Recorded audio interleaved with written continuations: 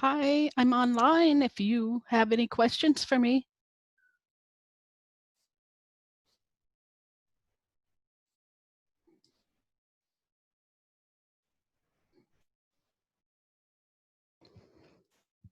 Hello, Hi, Professor. how are you doing? I'm good, thank you. I'm not sure if it's 9 o'clock here or 8 o'clock in New York, so I just log in early. It's okay. I saw someone was logged in, so I thought I would just hop on and see what I could do to help you out. I'm I'm I'm reading all your feedback on my assignment, and I'm truly having honestly a hard time with my studies, but I'm trying my best to catch up. I Okay, started really bad. just one step at a time. And especially when you get to week 6, because there's a lot of work to do in week 6 with 2 assignments. And the prospectus is a work in progress, so you'll keep adding to it. Um, but try to get as much as you can. But Mm. if you're, stressing about it and running late, it's better to submit what you have than not submit anything at all. Mm. What really bothers me, Dr. Lane, until now I didn't get my mentor. So I thought I was able to get one, but she's not very responsive at all. Okay. After a meeting with her, she said yes, but asking all the requirements like resume to be submitted to the university, she didn't send one. So now I'm struggling to find another one. So it bothers me a lot. Right. I'm I don't know if I'm able to to find one. It's hard to know if they're going to be responsive or not and be helpful um, Hmm. until you start working with them. So I understand. I was even thinking like after this course because I already started it, I might like stop until I finalize everything. And then once I settled with my new clinical site and new professor, I'll start again doing my doctoral degree. Okay. Yeah. Do you have any specific questions that I could answer for you? This I'm just doing the CITI training. There are so many there are so many um like questions that I go through that really I don't understand. I'm trying to read one by one. How it's gonna like how it I'm trying to understand the importance of this in my project. Right. I'm gonna incorporate this in my project. That's the way I'm doing it right now. Right. And this class, I don't know if there's a better way to do it or not. But within a 2-year program, this class covers a lot of new material, new content that you haven't had before. And oh, she's fine. I don't. I've So got little ones too, no worries. Although mine are a lot taller now. They're taller than me now, but yeah, um, four, five, 5 and 6, 7. so it's it can be overwhelming. This is kind of a hard class, but it does get better and starts to make sense. And you will find that when you get to week 6 and start doing the prospectus, that we have already talked about and you have started to write about a lot of the sections that are in the Mm-hmm. prospectus. So the things in the discussion area and some of your assignments, you're piecing things together. You just don't quite see that yet because Mm-hmm. you don't have that assignment due yet. Okay. Well, I was Thank going to you, Dr. present Lynn. some information about the sample size calculation, and I can Mm-hmm. do that for you now and then do it again when the rest of the group comes on if you want to hear it. Sure. Would that be okay? Sure. Yes. That honestly, this subject is really, it's really hard. But the way how you present it, it made it easier. You're very you're. There is so much information that you give us. Well, I've tried to make this as short and sweet as possible, and I will post these slides on LoudCloud after our session today as well. Um, Mm-hmm. but I kind of wanted to go through this. Some people had questions about the sample size calculation and what it meant. Um, so it one of the questions that came to me last week was, I'm going to pull everybody that has this condition, and so I don't think I need a sample size Mm-hmm. calculation. But in reality, everyone needs one. Um, Okay. so it's important to understand the concept of having an appropriate sample size, really because that's one of the things that helps other people understand how valid your findings are. So Okay. if you have too few participants, you won't have good results. And then if you have too many, it could be a waste of money and time. So you want to really Okay. think about being practical about a good sample, and then um, also, if you don't get enough participants, that's still okay. So Okay. if you don't get enough participants because you're doing a student project, sometimes students end up with they need like 300 participants. Well, that's a lot, and it might not happen in this very short time frame that students Mm-hmm. have.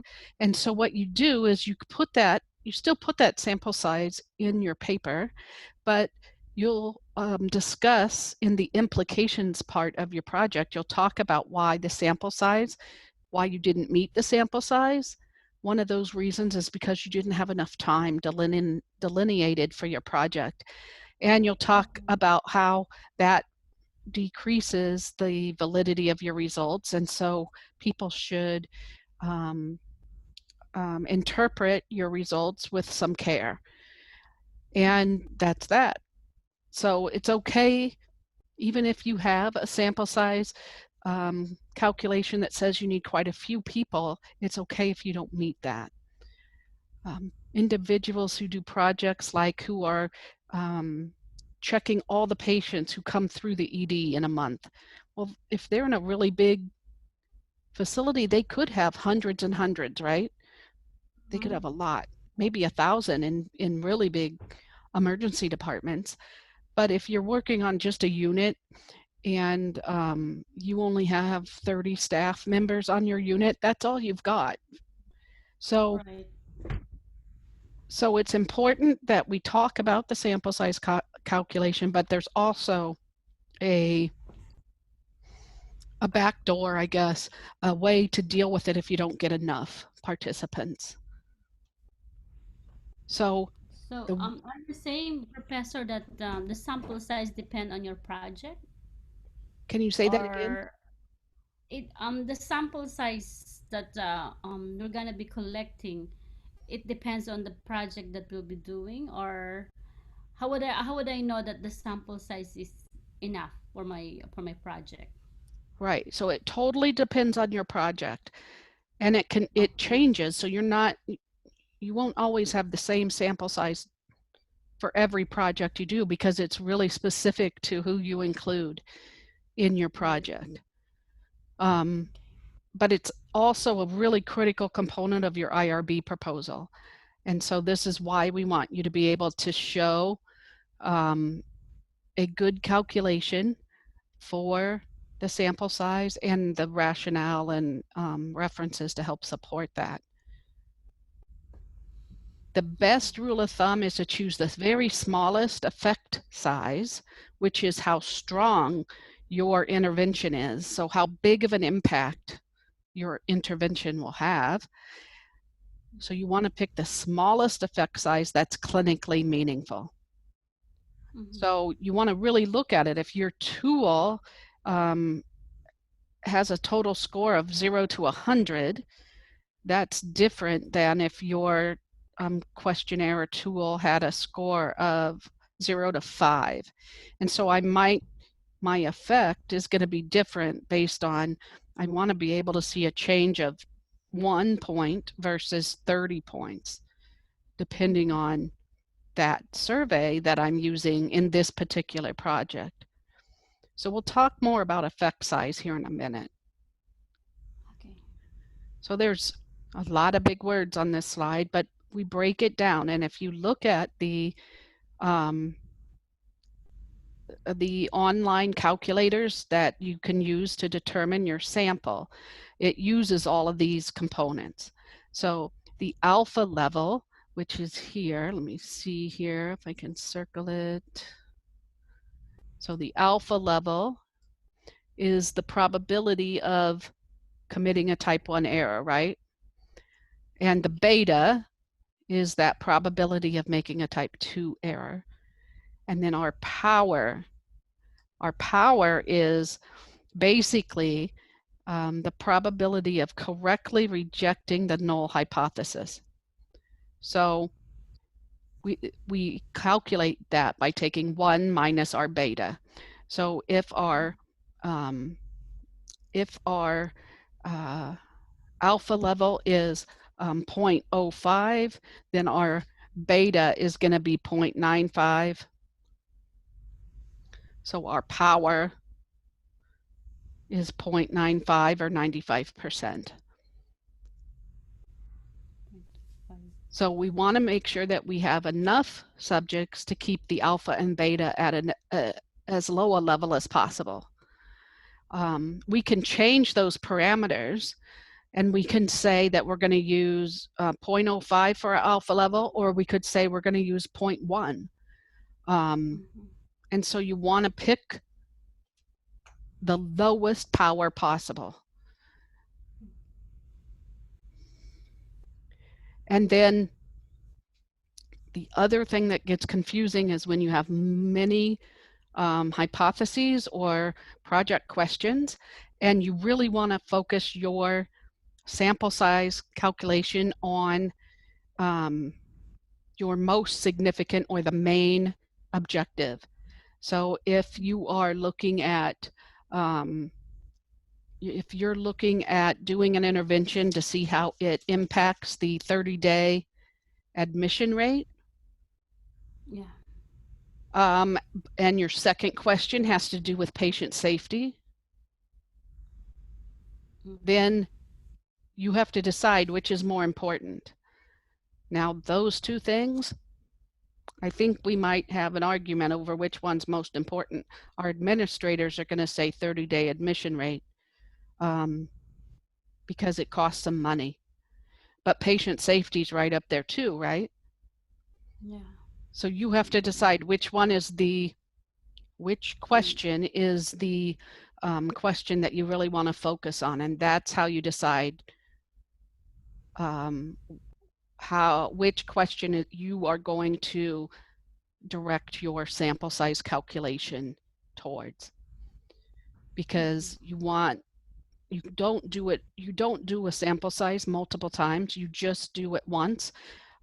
Even if you had 15 questions, you have to pick the most important question, and usually that'll give you your biggest sample. You want to cover the breadth of your project. If you don't know, then it's a good idea to rank your questions 1, 2, 3, 4 in order of importance, and that will help as well.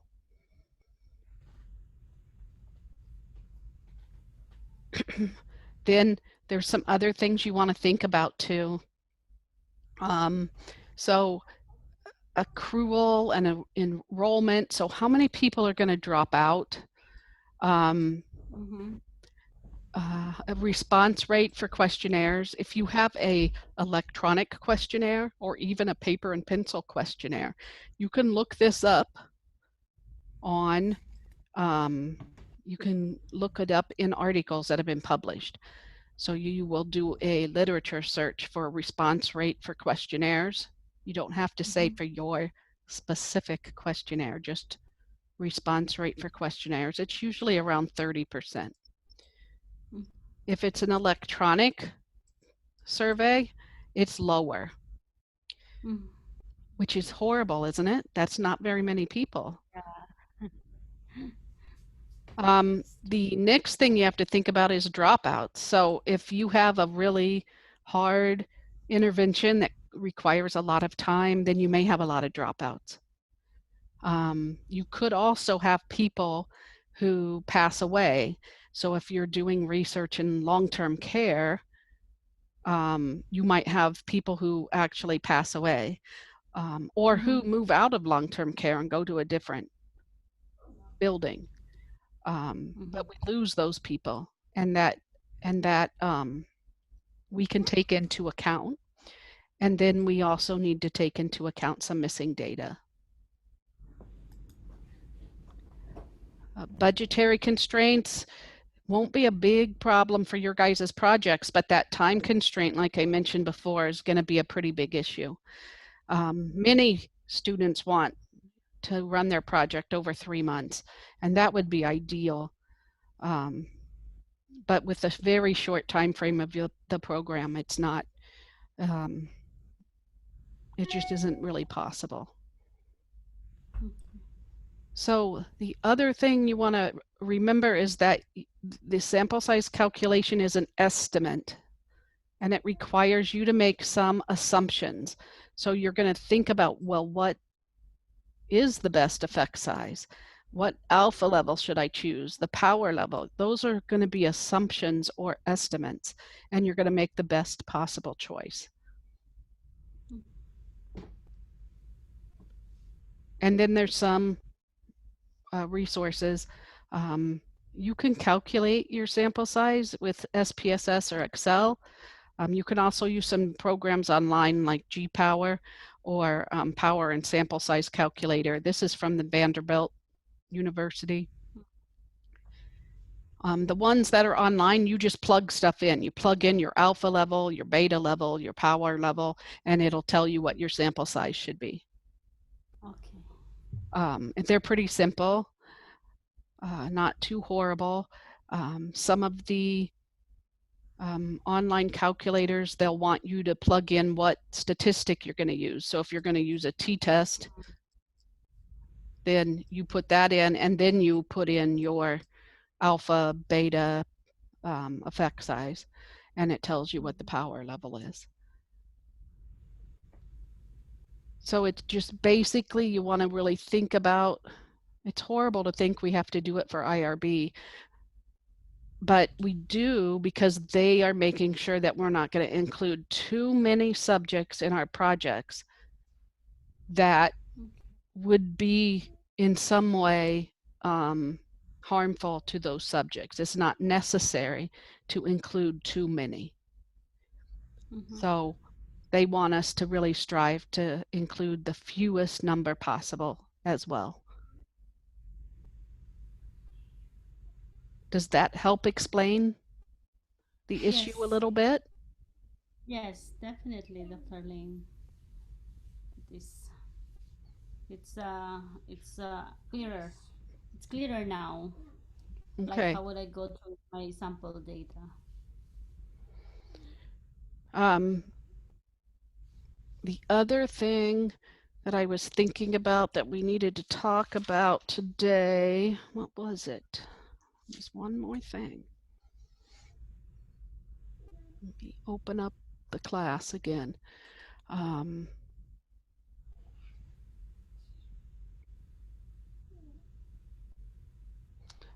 SPSS and those assignments, um, everybody's really doing a really good job on them.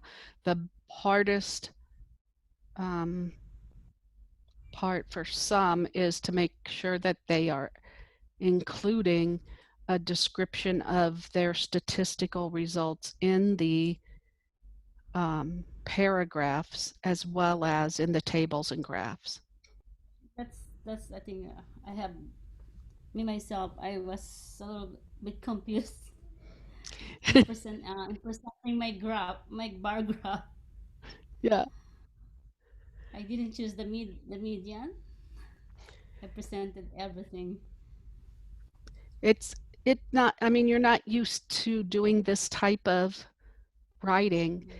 and so it's uncomfortable and you aren't sure what to put in, right? So you Mm-hmm. want to think about, you can think about it a couple of ways. You can read just the results sections of a couple of your articles that you are using to see Mm-hmm. what they include. Um, and that's a good way to see how people, especially if they have not a ton of data, um, but to see how they set it up. How do they state the results?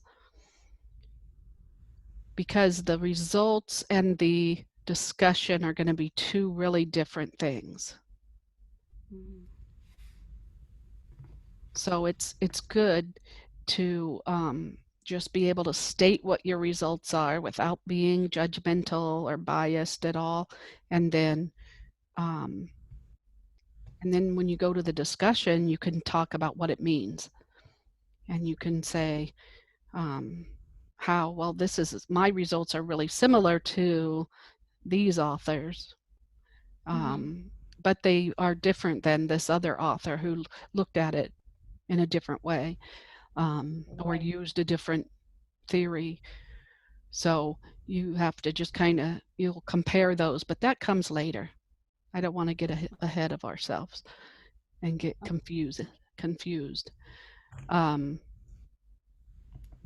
so I asked a question in the um, discussion forum about who are you going to ask to be in your project? Who's going to be in your project? Who will you ask?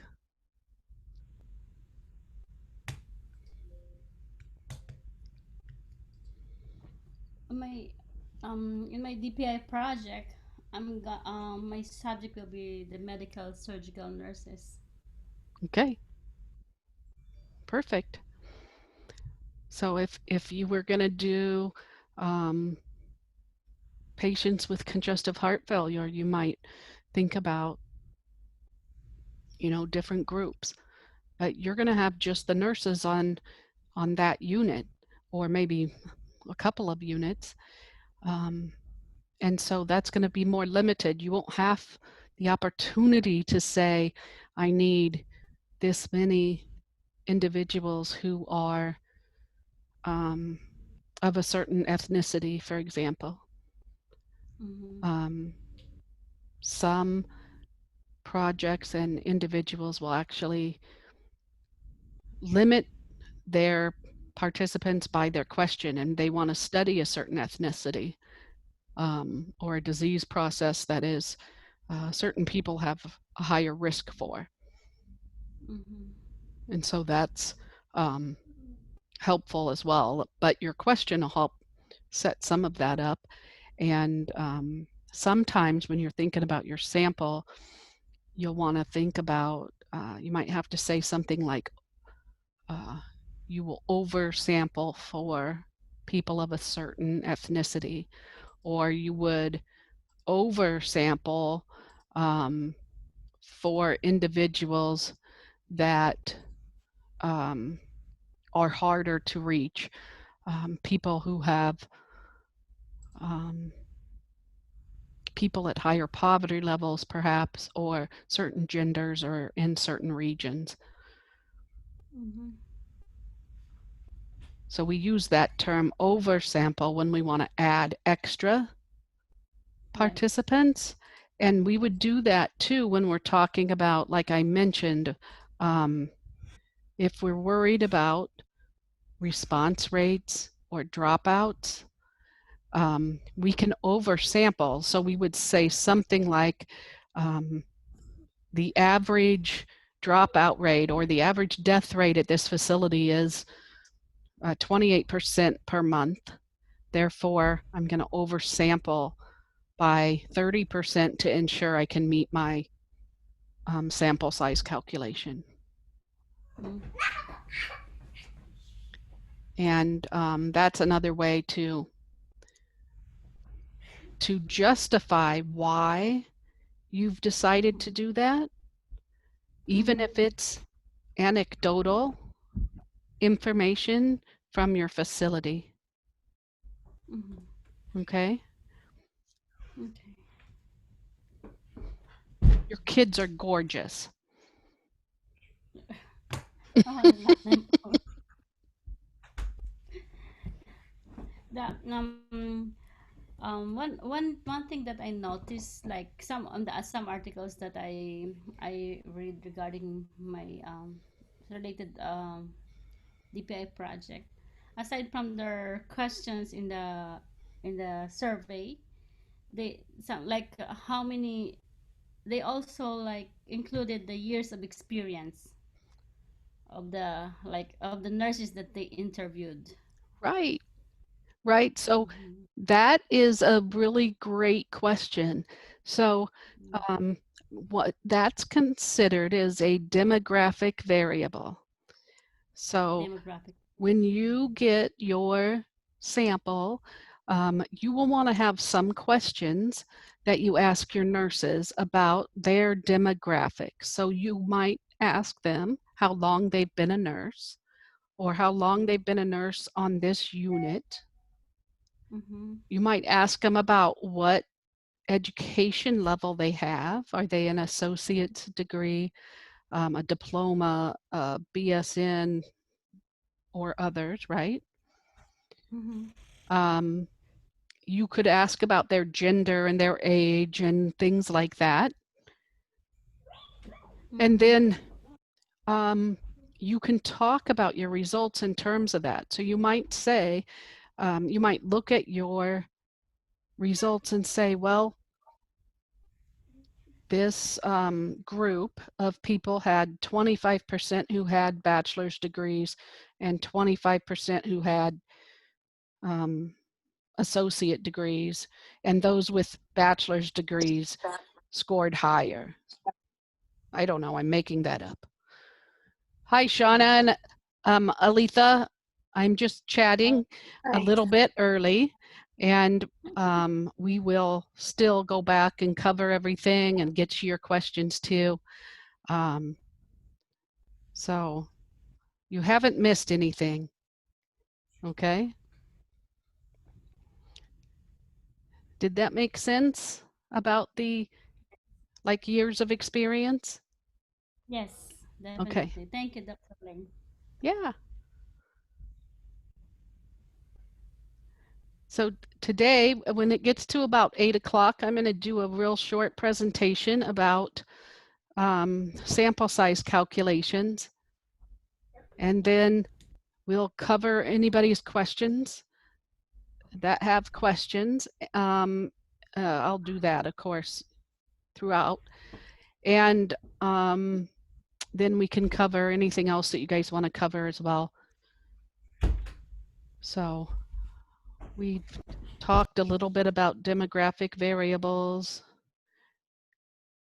and sample size calculations so far, but I wanted to make sure since someone was online, I just jumped online early, so if they wanted to talk, they could. That keeps us busy, right? My alarm is going to go off in a minute. I'm going to shut that off or it's going to blare at us. This new online work environment, I have to set an alarm or I forget about getting on meetings. So I keep working away and don't go because there's nowhere to go and no one's walking by my door to tell me it's time. So it's a whole different office experience, right? Is everyone doing okay?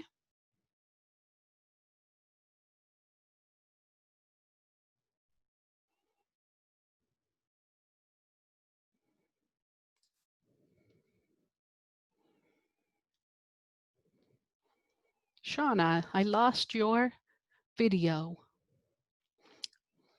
Oh, there you are.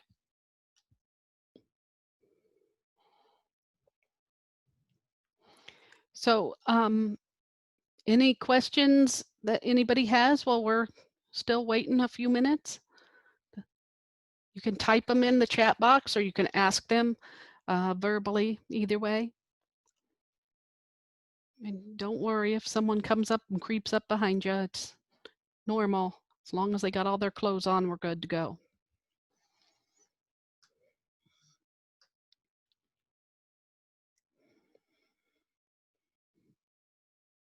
So I was talking about some demographic variables as Shauna and Aletha got online.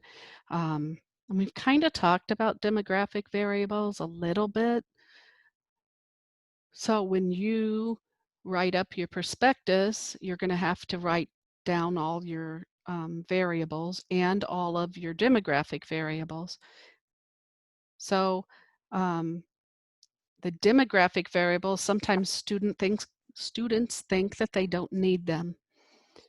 But you really want to be able to describe your project when you write it up in terms of who your participants are, so that if another practitioner reads your project, they can say, oh, well, this might work at my facility because my group of nurses or my group of patients are really similar to what the group that this person had at their institution.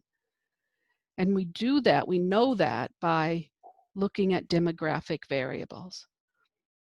So some of the demographic variables are things like age, marital status, gender, ethnicity, or race. But some of the other variables that are also demographic variables, especially for nurses, would be things like number of years of experience as a nurse, or a number of years on this unit, level of education. So associate, bachelor's, MMSN, DNP, PhD. You could also include, if it was pertinent, you could include things like, were they a CNA before they became a nurse or an LPN? So you want to tailor those variables to your project, what's important for others to know. And then you want to include just enough so that you can give a good description of what your project is like. And this will fit right into our discussion in a few minutes about sample size calculations. So the way you work that in to your project is you can create your own demographic form, which is nice. And you can create it on paper and pencil, or you can create it as an electronic survey if you are doing another electronic survey. And you just include those questions. What's your gender? What's your age? What's your educational background? You can make them open-ended questions, which is sometimes a free-for-all. Really, it can be a free-for-all because they might put anything in. Otherwise, a closed-ended question would be something like, what's your educational background? And then you would give them choices: diploma, associate, right, bachelor's. And then they would be forced to check one of those and not have an option of other. You can always add an option of other if it would work. These usually you don't have to worry too much about your demographic surveys as far as pre-testing them. But if you sent it out to like 2 of your friends to make sure that it read okay and it made sense, it worked, before you did it with your participants, it's not a bad idea. Research is a lot of work, a lot of pre-work that has to happen before the project can even start. Yeah.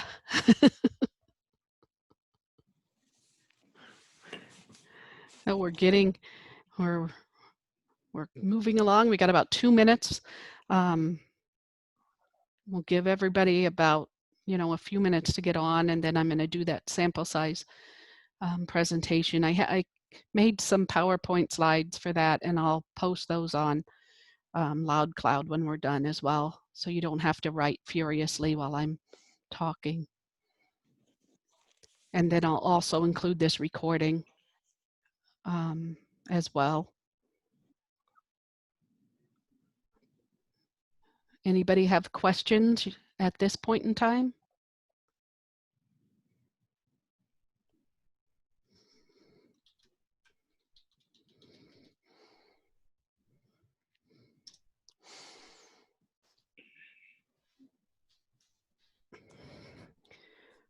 Um,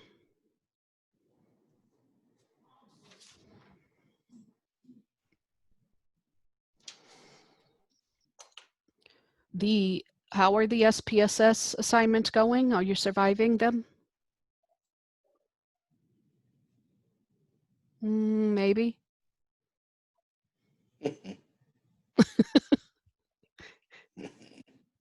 Well, I heard that GCU is going to be getting some additional statistical software, but the other programs they're going to get are much more difficult to use. So hopefully they won't make DNP students use those in the future. They'll just have them in case they want to use them. SPSS is hard enough to make it work. The others, you have to do, you have to write code in order to get those to run the correct analysis. So it makes it much more difficult.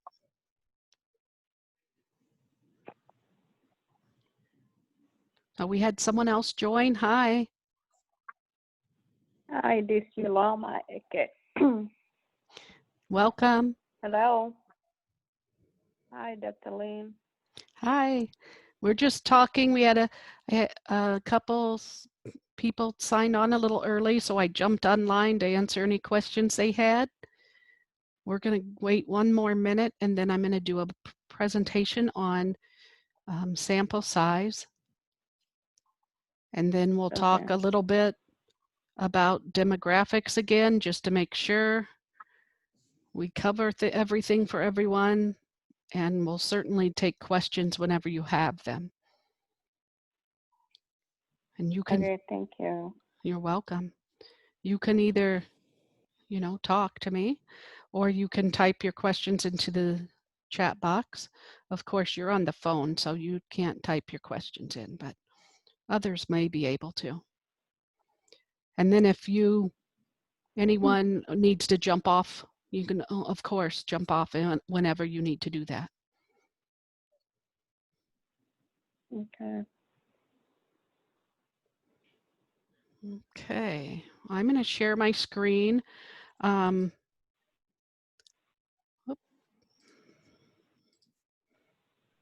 So I am sharing a presentation that I created today that talks about sample size calculations.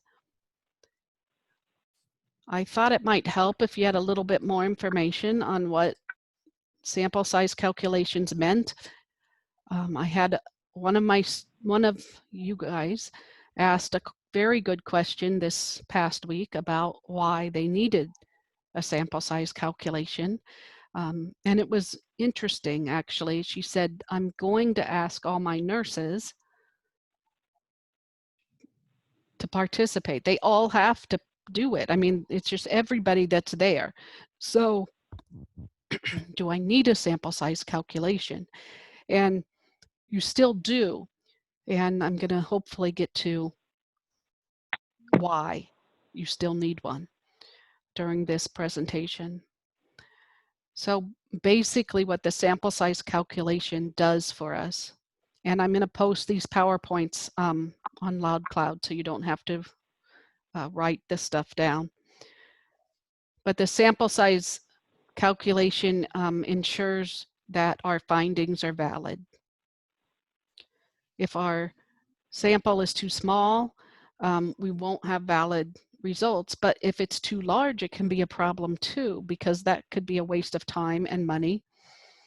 And there's no good reason to have too many participants. So we use a sample size calculation to ensure that we have just enough. But I want to assure all of you that if you don't get enough participants, it's okay. You're doing student work in a very short time frame. And for some of you who have larger sample size calculations, it may be hard to achieve that number in a short amount of time. And so you will just discuss what that means in the implications portion of your project.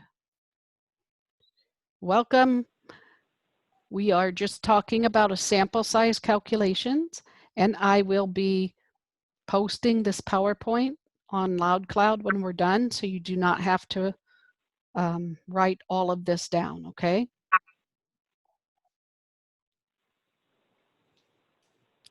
So the other reason that sample size calculations are important is because IRB requires them.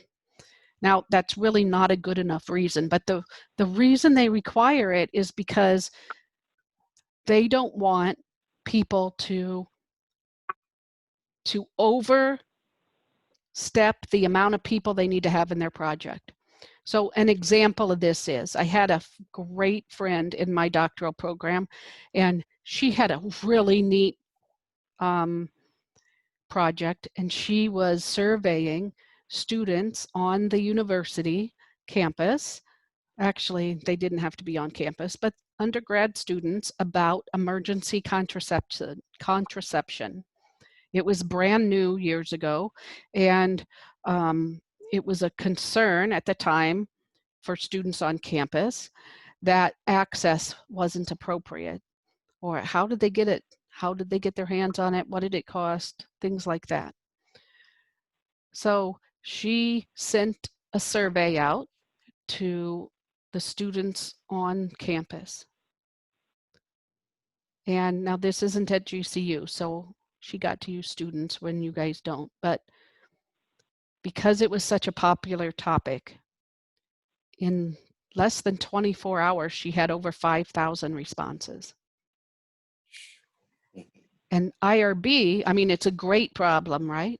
It's a wonderful problem to have so many people answer your survey. IRB was like, why didn't you stop it? I was like, it's the middle of the night. How am I supposed to know when it hit 5,000 people? But they would have preferred that when she hit a certain number that she stopped and didn't accept anymore. So that isn't a huge problem. It happened. They learned about it. They probably made some adjustments in IRB. But if you were having people who came in to have blood drawn or had to do a lengthy intervention, then that would be different, because you would be then exposing people to an intervention or to other invasive techniques unnecessarily. And that's what IRB does, is it makes sure that our participants are protected. So the best rule of thumb is that we choose the very smallest effect size, which is how strong your intervention is, that would be clinically meaningful. So a good way to think about effect size is, if you have a survey and the range of the scores on the survey are 0 to 100, and you have another survey and the range is 0 to 5, I would probably say on the 0 to 100, maybe 20 points, maybe 40 points would be significant clinically. But with the 0 to 5, only 1 point probably is going to make a difference clinically in how my participants answer that survey. And so my effect is going to be different based on my specific project and what I'm measuring. Does that make sense?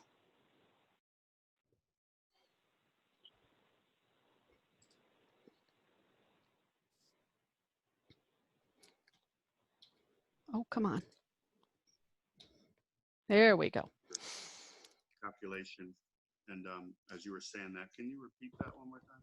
I can hardly hear you. Can you speak up a little? I was looking at a power calculation as you were saying that. Can you Uh-huh. hear me? Can you repeat that one more time? I was trying to Yeah. look at that as you were talking. So when we talk about the effect size, what we're looking at is how strong our intervention is. So we want to be able to measure the effect of that intervention and what amount of change it clinically is clinically meaningful, or how much is clinically measurable that would be significant. So my example was, if I have 2 surveys to measure the impact of my intervention, and one has a range of 0 to 100, and the other has a range of 0 to 5. This questionnaire or survey that has a range of 0 to 100, we could have a lot more missed, maybe 20 questions, maybe 40 questions. That could still be clinically meaningful. But my survey that has a range of 0 to 5, it is more likely that I could only miss 1 or 2 in order to have clinically meaningful results. And so that effect size is how it's very specific to your project and very specific to your outcome measures. And you pick it, you get to estimate what you think it would be, but you want to make sure that it's clinically meaningful.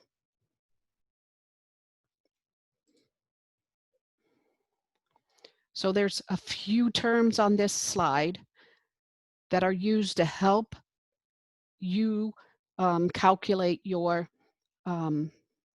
sample size. So what we're looking at here, alpha level, so that's that probability of committing a type 1 error.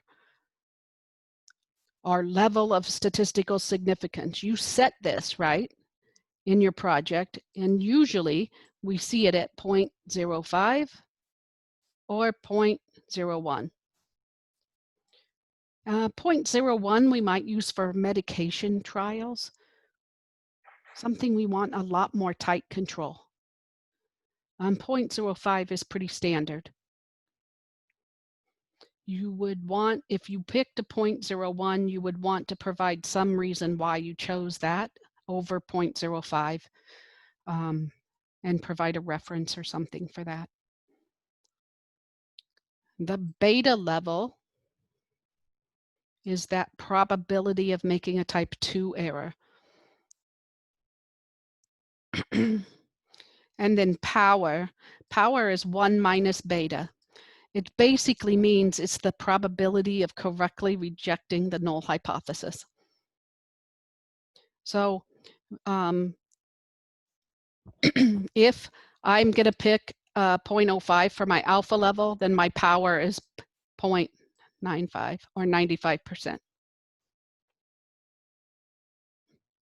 So it's 1 minus 0.05, which would be 0.95, right?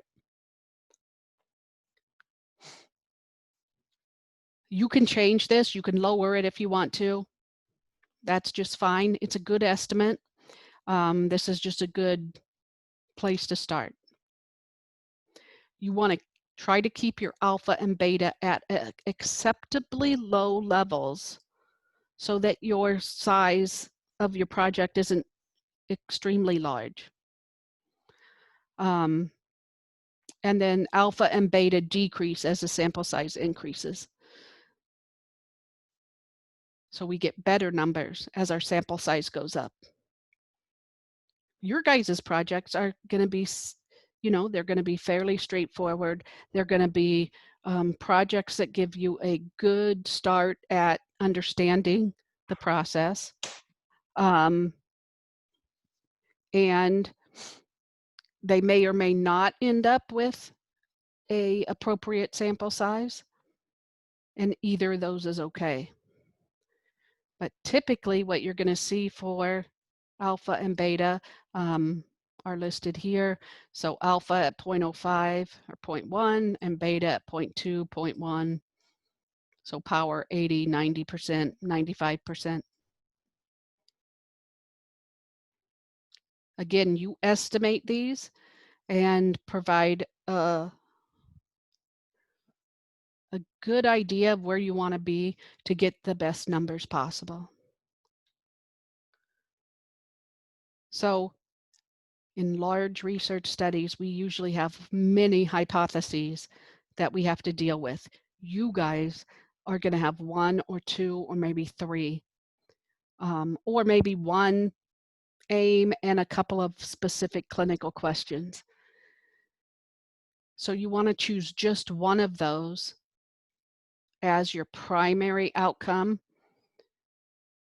so that because you're not going to calculate multiple sample sizes, you want to calculate one sample size that's going to cover everything. So you want to use the most important clinical question in order to conduct your sample size calculation.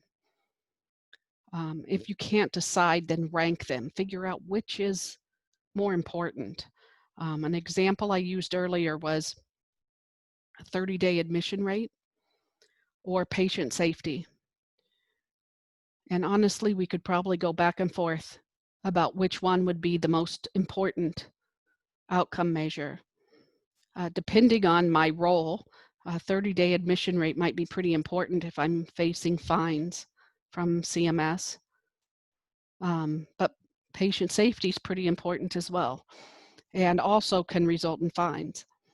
So you just have to decide. You can talk to your mentor and myself to help decide which of your questions would be most appropriate to do your sample size calculation on. Dr. Lane, Yes. this is a title.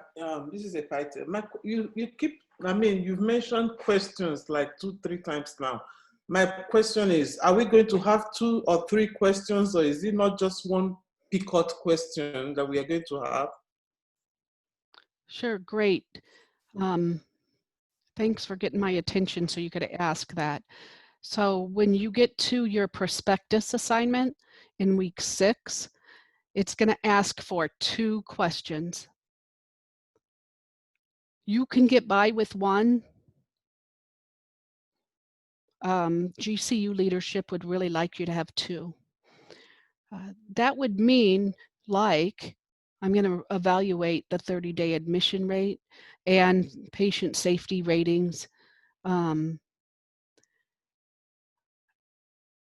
I'm going to evaluate the fall rate too, with the 30-day admission rate. It just depends on what your questions are about. You want them related, closely related, but not asking the same thing. I lost my chat box. Go ahead. Sorry. My DPI project, like, okay, I'm trying to evaluate the effect of education on physical activity and diet on, systolic and diastolic blood pressure, decreased by at least 10.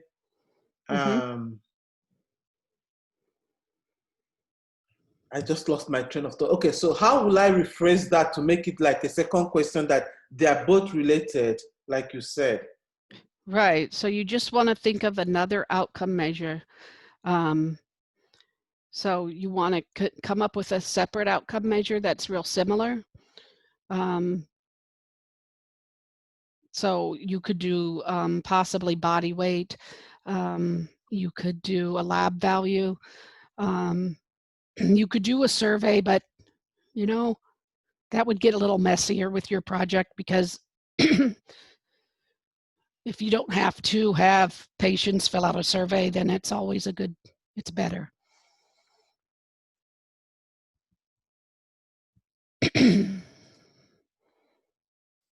I don't know why my voice is getting crackly. You guys can type your questions into the chat box too if you need to. You get to that on one of the toolbars at the bottom or the top of the screen. So a couple other things that you want to think about with sample size calculations. So accrual or enrollment and dropouts, these are kind of closely related. So accrual and enrollment, you know, if someone was doing a study when we had our COVID lockdowns, they probably didn't get too many people if they were looking for individuals who were undergoing surgical procedures, especially elective procedures.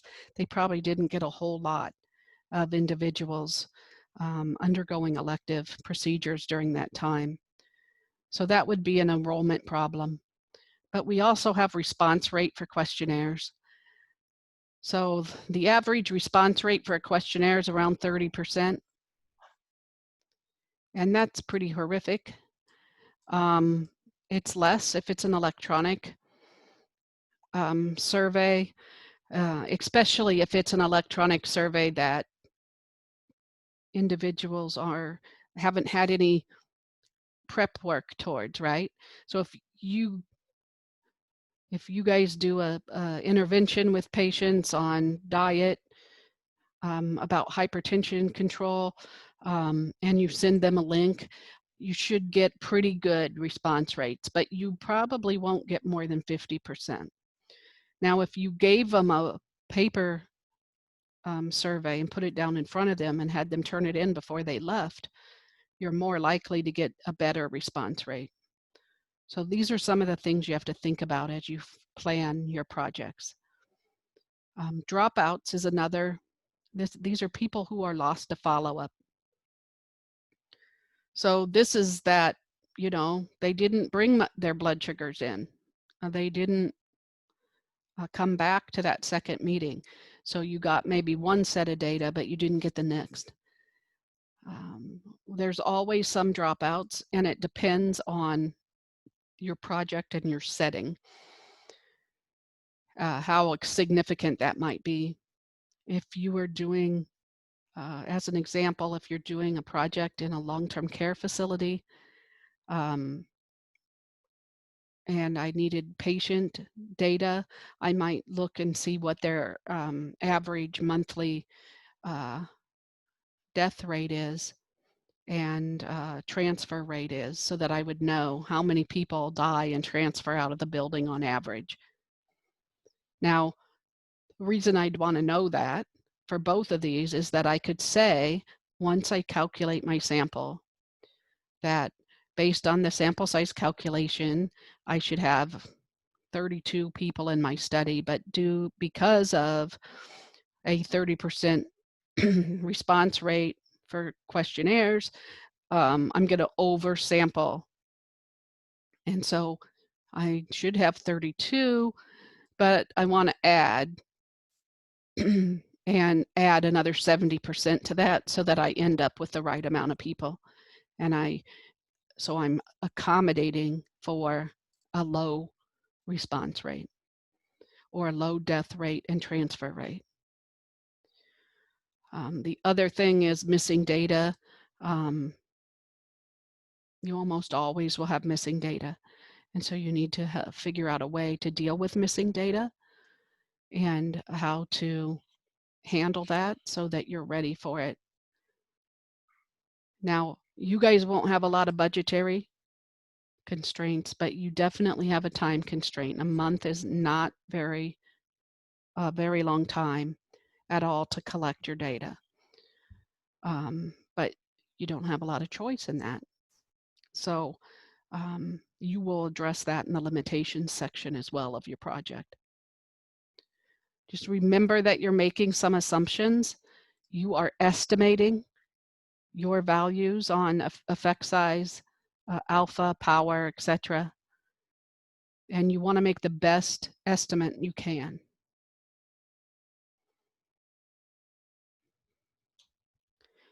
And then I'm including a few of the sample size software programs in case you didn't like what you used before. You can use SPSS and Excel. G-Power is really pretty easy to use. You download it, which some people don't like to do. But then you just plug in your alpha, beta, effect size. And then another one that's here is the power and sample size calculation from Vanderbilt. Statisticians don't have enough to do, so they create some of these things for fun, I think. But that's another one that's not too hard to use.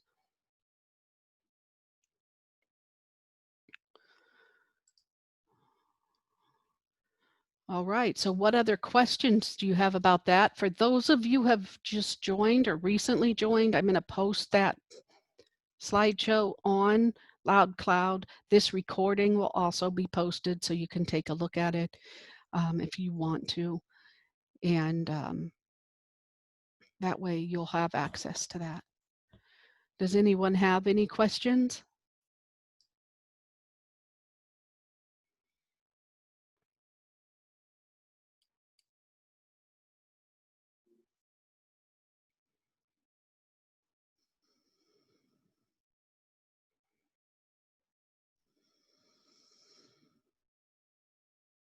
Dr. Lane, can you hear me? You're pretty quiet. Go ahead. Can you hear me? Yeah, I can hear you. Okay.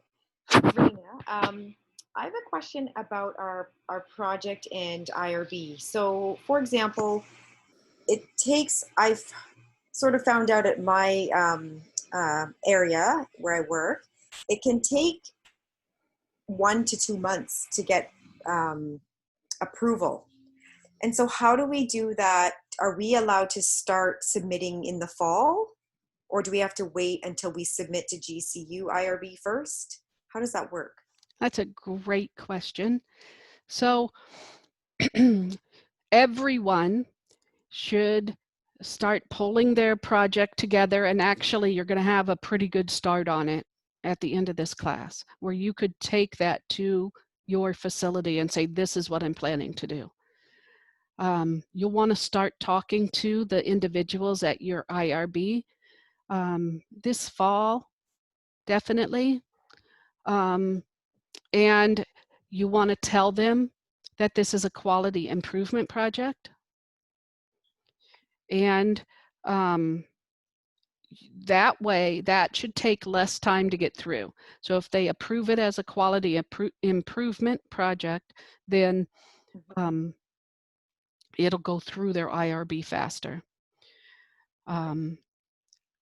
Then once you've gotten through the IRB, you'll want to get a letter that just says that they've approved your project. It needs to say that it's a quality improvement project in that letter as well.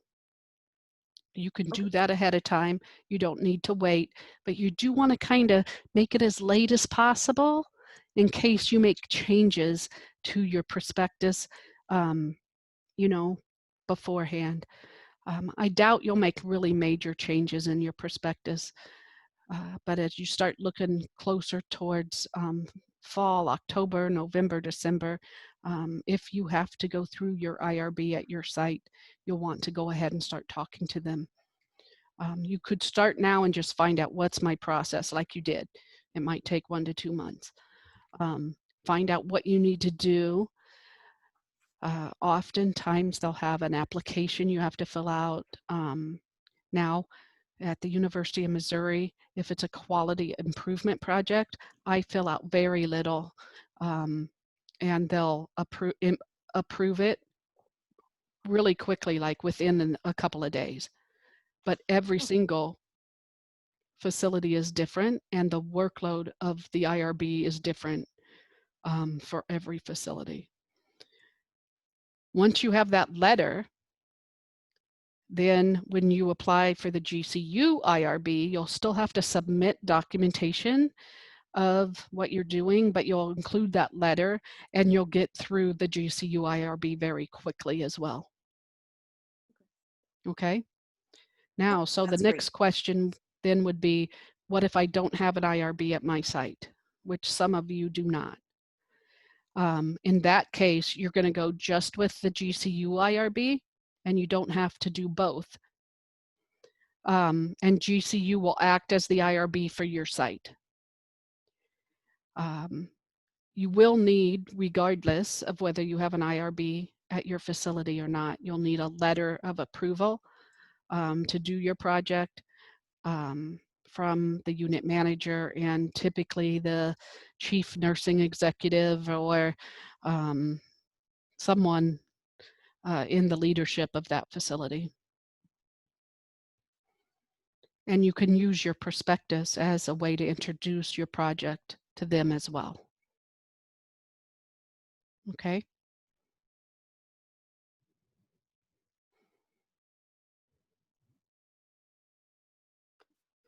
I will post kind of a timeline. Yeah, I believe I usually put that out in week 7. That'll kind of give you an idea of what it's going to look like when you hit the DNP project classes, which are 955, 960, and 965. And that'll give you an idea of what that timeline looks like, what to expect, when you're going to do what, so that you can kind of plan a little bit about when you're going to do the project and when you'll be, seeking IRB approval and those types of things. You cannot begin to collect data until after you have IRB approval.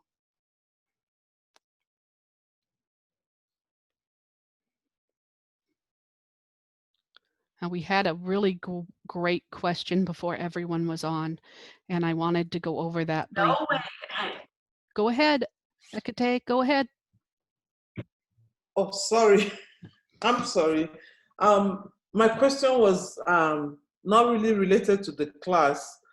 I want to find out, are you going to take any of the 3 classes for the project? Are you going to take all 3 classes? Is that your question?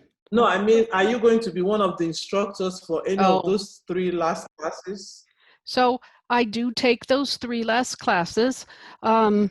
I only do those once or twice a year. The workload is really heavy for those classes. So basically, the answer to your question is it depends. So you can ask for me when you register for 955. And if I'm not teaching, they'll let you know that. And if I am, then they'll put you in my section. Okay. Good. Thank you. You're welcome. So I wanted to talk about, oh, go ahead, Aletha. Hi, I just wanted to know for a pre-existing audit tool, if I tweak that tool to align with my project, would it have to be field tested?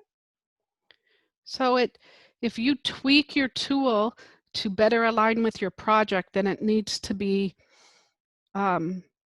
tested for validity and reliability again. So basically the answer is you can't do that.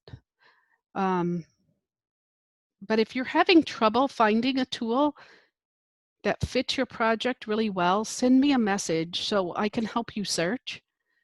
The nice thing is the University of Missouri has a really big library and I can find quite a few things there. So I'll help you search for those things. I don't have a problem with that. Did I answer your question? Yes, you did. The tool I was thinking about, because my project is about peripheral IVs, and the hospital has a current one for central lines. Mm-hmm. And I was given that, and I was wondering, could I change that? So I guess not. Right. Now that's close enough that you might be able to change it and get the same meaning across. So let me think about that. If you change the central line to fit a peripheral IV, I'll send you a message tomorrow after I mold this over for a little bit, okay? Okay, I appreciate it. No problem. Dr. Lane, just to add to that question, if you use a tool and then you want to ask a couple of extra questions after that for your own purposes, is that okay? Yeah. Can you do that? Yeah. Okay. Yep. And that kind of goes right into what I was going to bring up about demographic variables, because you will also want to collect some demographic variables on your participants. If you're talking to nurses, you might want to know, besides the typical age, gender, ethnicity, you might also want to know like level of education, number of years of experience on that unit, number of years as a nurse, or certifications. I don't know. I'm making it up, right? But you would add, and you can create the demographic questionnaire and those demographic questions yourself as well. So you decide what those should be based on what is a good description of your participants to others. And the reason we do that is so that if I want to do a project at my facility, I'm going to search the literature, including your DNP projects, which will be published online. And if I'm searching the right keywords, I might pull yours up, right? I want to get a good understanding of what your participants were like so that I can say, oh yeah, this might work at my site. My participants are very similar to this. Or no, it's not going to happen because I have this type of participants here. Like poverty rate is really high here. And so these individuals that all have PhDs is not going to work for my group of people. So those demographic questions you will also add to your survey tools. Adding other additional questions that you want to know about is perfectly fine, or an evaluation of the content. If you're doing some type of teaching work, that would be fine too. Okay. The other thing to kind of tap onto that, you could also add one of your second or third questions could be about like, do individuals with higher education levels respond better to my questionnaire or have a higher understanding, or right? So you could pull your subjects out that way too.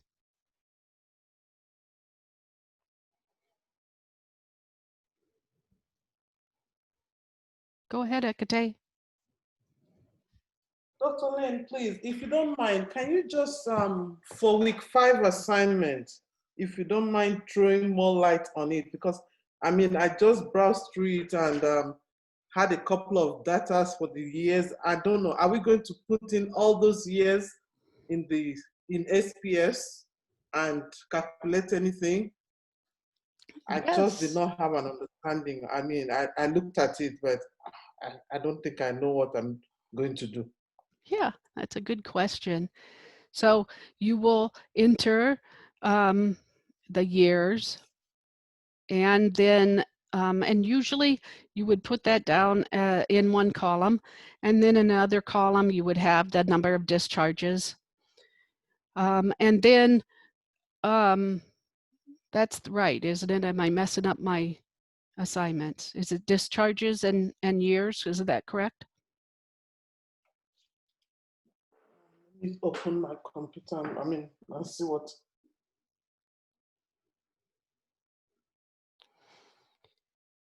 So if you Yeah, it's discharges.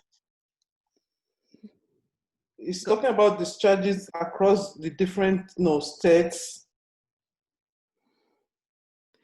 So you'll put the years in, like Yeah, 2015, discharges. and then you'll put the discharges in. And then I think there's states or regions too.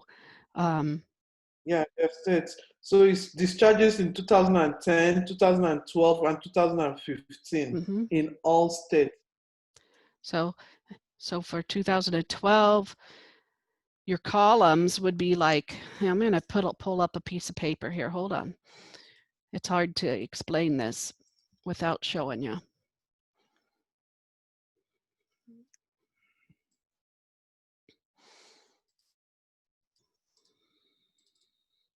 Okay, so I just pulled open an Excel file because I want to organize my data before I move it to SPSS. So I'll have a column that'll be like the year, and then there'll be one that'll be discharges. There'll be one that's state, and then I think there's one that's region. So 2011, and you're going to say the number of discharges, I don't know what it is, so I'm making something up. For the state of Missouri. And then for region, it tells you in the directions which states are in which region. What you want to do is you want to come up with a code. So, whoops, region, and you're going to say like 1 equals Southwest, 2 equals Midwest, okay? And so under region, you're going to put in, for Missouri, it's probably Midwest. If I could spell, it would help. And then you'll go 2011. You're going to say discharges for Iowa, and that's in the Midwest. Now, eventually, you're going to have to change the states to numbers too, and do the same type of thing like you did with regions. But if you put it in this way first, then you can switch the states to numbers fairly quickly. So you'll go 2011, 88, let's say that's Ohio, and that's in region 2. And then 2012, 14 for Missouri, and that's region 2. But if we have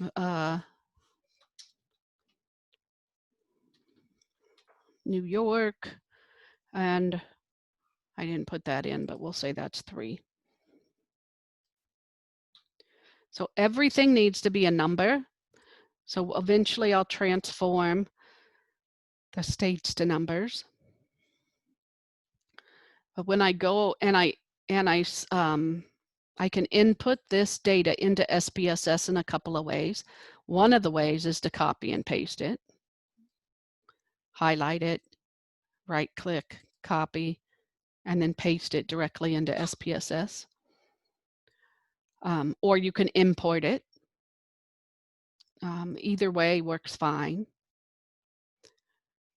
You will want to make sure that you tell SPSS what type of variable each of these are under the variable view of your in SPSS. You can open variable view and you can tell them what type of variable each of it is. So region is categorical, state's going to be nominal, discharges is going to be interval, right?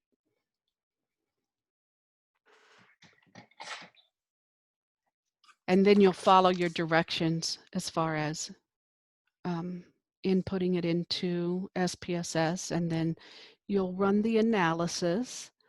The analysis is usually fairly straightforward once you get your data in, because you're just going to pick what you need. Now, what you have to do for this type of a question is you have to pick the correct type of analysis So if I'm comparing 2 or more groups, who knows the answer? What type of analysis do I need to do? Anybody know? So you said, sorry, say that again. If you are comparing two or more group, Uh-huh. oh my God, what do they call it? It's okay if you don't know. If we're comparing 2 groups, like a pre-test and a post-test, then we're going to do a t-test if our variables are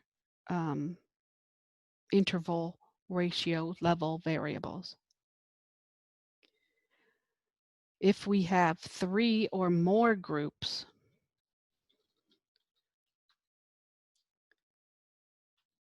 we want to do, we can do 2 things. We can do a chi-square or ANOVA. And again, it's going to depend on what your level of measurement is for your variables. So chi-square uses nominal or ordinal level variables. And ANOVA is a nice, really nice little statistic that lets you use more than one type of level of measurement. So I could have one variable that is ordinal and one variable that is interval ratio, or maybe 2 that are interval ratio, but I have 3 or more groups, and the grouping can be confusing.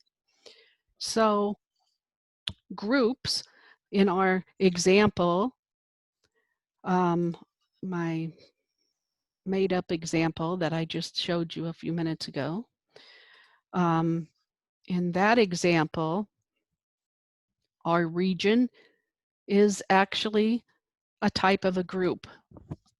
Okay, so we have 3 equals something else. But I'm going to have more than 3 different levels in region, and each of those levels can be considered a group.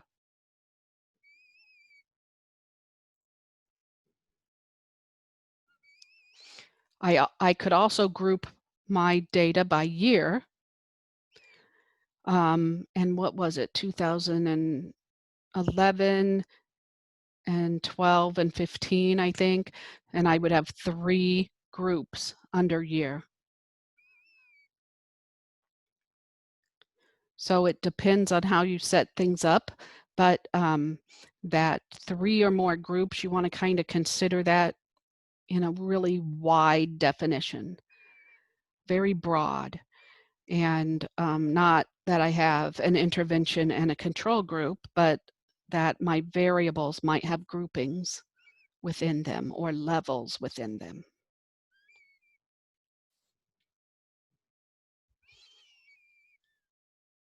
Oh, great question. I will put both the PowerPoint presentation and the recording in the announcements from this meeting today. I may not be able to put the recording in until tomorrow.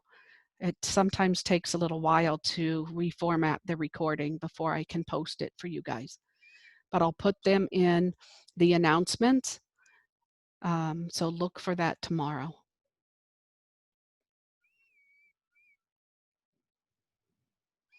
Other questions?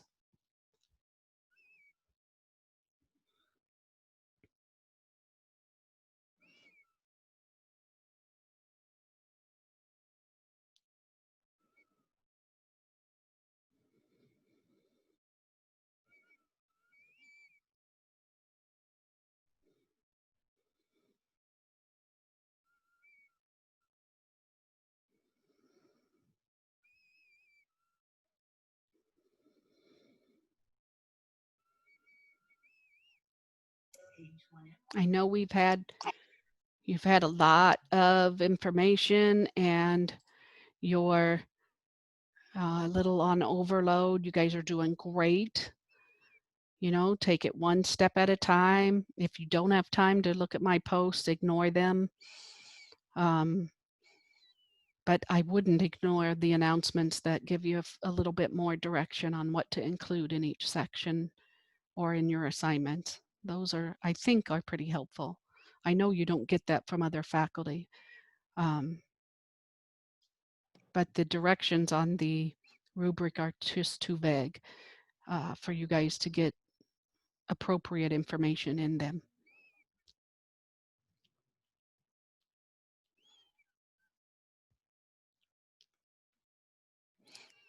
So we have covered sample size calculations. We've talked about demographic variables and what to include. We've talked about altering a tool or questionnaire. We talked a little bit about SPSS. Kind of made a pretty good round robin of lots of different issues. I know someone just joined. I will be putting this recording on LoudCloud. I'll put it in the announcements tomorrow, and also the PowerPoint that I shared earlier about sample size calculations.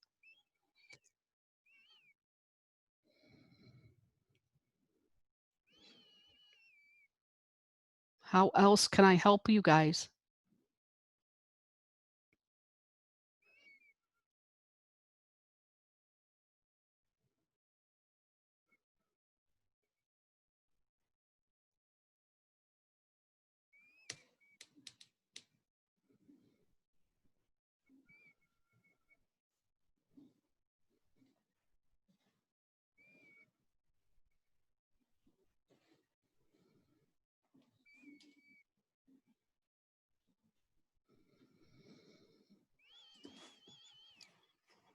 So our assignments this week are pretty straightforward with the city.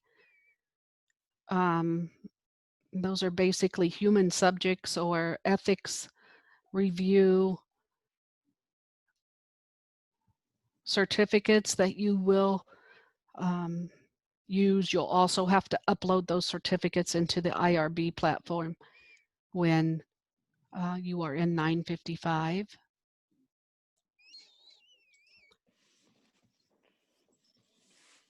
In week, Well, it takes a lot of yep, go ahead. complete. Can you repeat that? I didn't quite hear you. Yeah, I mean the city assignment it takes long time. Yes, It's a lot of I understand. It does take a long time. Make sure that you guys are entering your actual hours for your assignments and not just the average 10. Okay. I know many of you are using more than 10 hours to do your assignments for this class. Mm-hmm. The other thing I Do might you log just those in Typhon? go ahead. Sorry. Are you, if you do extra hours, are you logging them in Typhon, or where do we put them? Yes, In the log them in IS? Typhon. Okay. Okay. Thank you. So I had a DNP meeting, faculty meeting today, and so there are a couple of things that they're going to be enforcing coming up that faculty may not have enforced before. So the faculty evaluations, your mentor evaluation and faculty evaluations in week 8, they have to be submitted or I have to receive them before I can give you a grade. That's new. So, but I will also send you the person to contact as soon as I get it. They were going to send it to me, to the rest of us in the next couple days. So if your mentor doesn't have or hasn't received that evaluation, then there's someone you can contact and email about it. So hopefully we can keep that process moving forward well.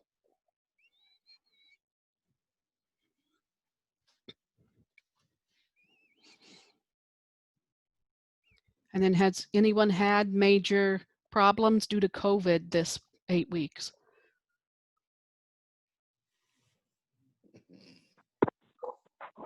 Yes, I have, Miss Yoloma.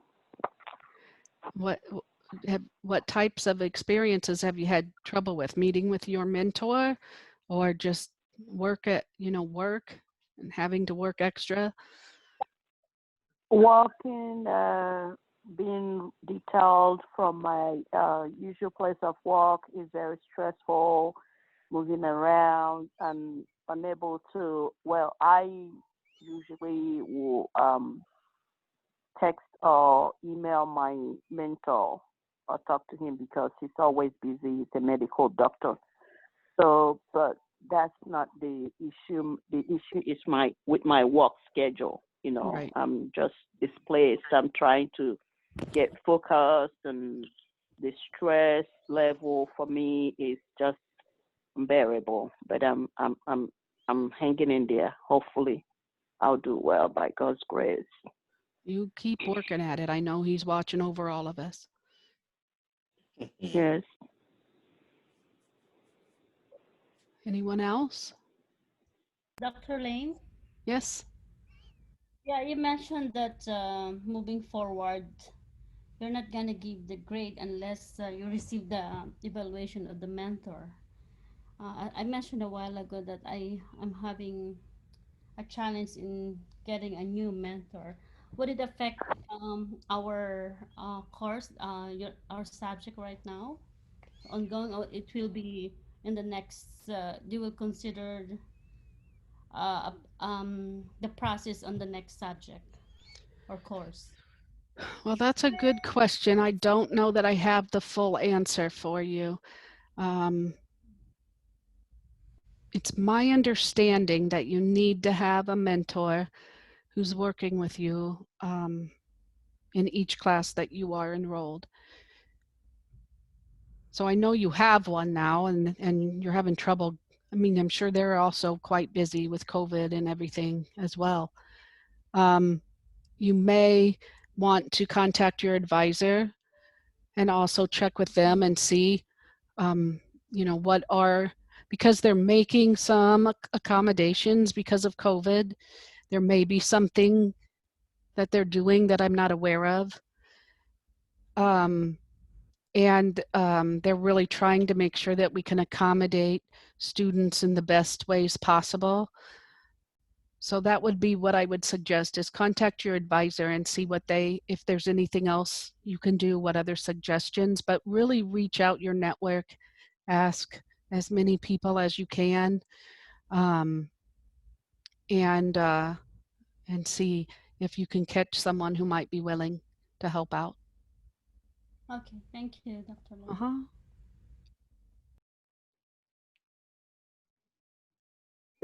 I know you guys all Dr. have Lane, lots to do. Dr. Lane, can I ask you one question? Yes, go ahead. In participating in a research study for COVID, would that be considered part of the scholarly activity? Because you're going to participate in it as a participant or as a researcher. I was thinking about like data collecting. So why don't you send me a message in the private forum and let me know how you would be participating in that, and how long it would be and things like that, so I can give you a good answer. Okay. Okay, I keep putting you off a little bit. I'm sorry, but you have given me very hard questions tonight. All right. I need to do that. All right, well, to wrap things up, remember, I'm going to post this recording tomorrow. It'll be in the announcements on LoudCloud, and in addition, there will be a PowerPoint slideshow that we talked about earlier. So you can refer back to both the PowerPoint and the recording as you would like. If you have anything that, questions or things that are coming up, please let me know. And we'll keep plugging away. You guys keep persisting, keep working on it. I know we're going to see great things from all of you. Dr. Lane, Thank please, you. before we end the class, for week 5 again, my question is there any sample that you can give to us? Say that one more time. Can you give us a sample for week 5, please, assignment? A week Like a 5 sample paper? sample. Yes, ma'am. I will look that up and I will post it. All right, thank you. You're most welcome. I think we had one other person who was chiming in at the same time. I think that was Uloma. No, I already said my piece. I Oh, wasn't saying piece. Yeah. Okay. Well, I'll say good night to everyone. Have a good evening. Thank you. Thank you, and same to you. Thank you. Yeah. Thank you. Thank you.